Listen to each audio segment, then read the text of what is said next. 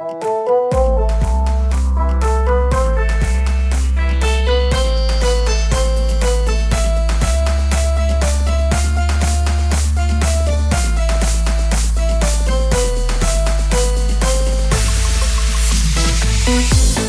WhatsApp කට්ටිය මොකද වෙන්න ඉතින් ඔන්න අදත් අපි වීඩියෝ එකකින් අරංාව ඔගොල්ලන්ට යුරෝපයේ සිටි ටුවර් එකක් ස්පෙෂලි අපි මේ වීඩියෝ එකෙන් කතා කරනවා කොහොමද යුරෝප් වල සිටි එකක් ඇතුලේ ට්‍රෑම් එක භාවිතා කරලා එදිනෙදා ගමනේ සිද්ධ කරගන්නේ කියලා.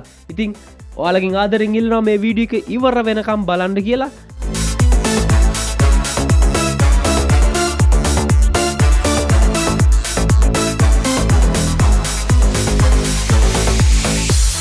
අද ඉතින් සීතල දවසක් වින්ටර් එකේ සුපුරුදු පරිදි අපි ඉන්නේ ස්ටේෂන් එකේ ට්‍රෑම් ස්ටේෂන් එකේ මෙන්න තියෙනවා ට්‍රෑම් ටිකට් ගන්න මැෂින් එක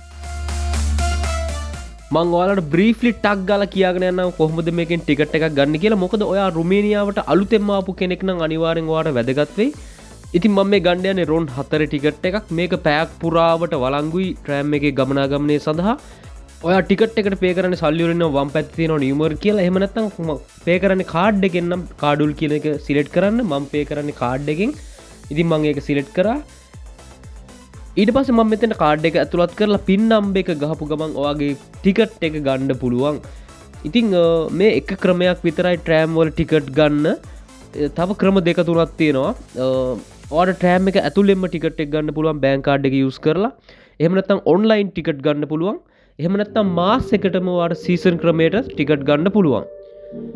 අපේ ටිකට් එක මෙන්න මේ විදිහට ලස්සනට print වෙලා එනවා. ඉතින් දැන් අපි ඉන්නේ අපේ ට්‍රෑම් එකේ එනකන්.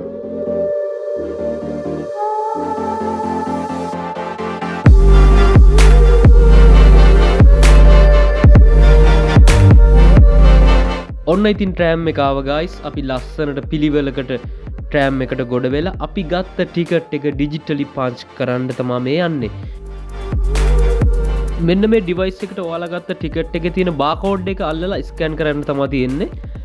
ඉතින් මෙන්න මේ ටිකට් ස්කෑන් කරන වැඩේට ලංකාවේ අය චුට්ටක් විතර කම්මැලි. ඒත් මම ඔයාලගෙන් ආදරෙන් ඉල්ලනවා එහෙම කරන්න එපා කියලා. මොකද මේගොල්ලන්ගේ හදිසි පරීක්ෂා කිරීම වලට ලක් වෙලා ඔයා බැරි වෙලාවකත් ටිකට් එක ස්කෑන් නොකර අහු වුණොත් එහෙම අනිවාර්යෙන් ඔයාට ලොකු දඩ මුදලක් ගහනවා. ඒ වගේම ඔයාගේ ටයිම් එක නාස්ති වෙනවා. ඒ විතරක් නෙමෙයි අනිවාර්යෙන් ලංකාවේ අපේ රටටත් ඒක නරක නාමයක් ගෑවෙන්න පුළුවන්.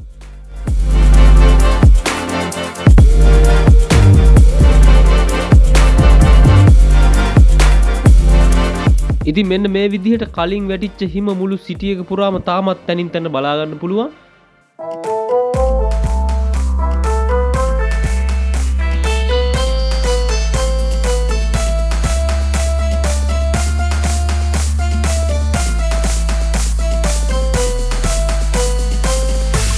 ඇත්තටම මේ ට්‍රෑම් ගැන කතා කරද්දී අනික් යුරෝපා රටවල් වලට වගේම රුමේනියාවටත් ට්‍රෑම් ගැන ලොකු ඉතිහාසයක් තියෙනවා. අවුරුදු 100කට වඩා ලොකු ඉතිහාසයක් තියෙනවා. මේගොල්ලෝ මුලින්ම ට්‍රෑම් රථයක් ආරම්භ කරන්නේ 1894 වර්ෂයේ.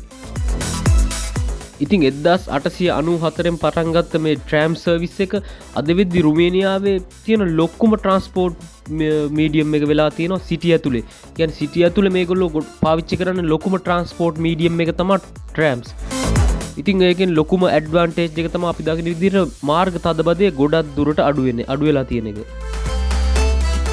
ඉතින් මේ වීඩියෝ එක ඔයා එන්ජොයි කරා නම් අනිවාර්යෙන් අපිට ලයික් එකක් දාන්න. ඒ වගේම තමයි අපි දාන වීඩියෝ ඉක්මනටම ඔයා ගාවට ගෙන්න ගන්න අනිවාර්යෙන්ම අපිව subscribe කරලා තියාගන්න. වීඩියෝ එක හොඳයි නම් තවත් කෙනෙක්ට බලන්න share කරන්න. ජය වේවා.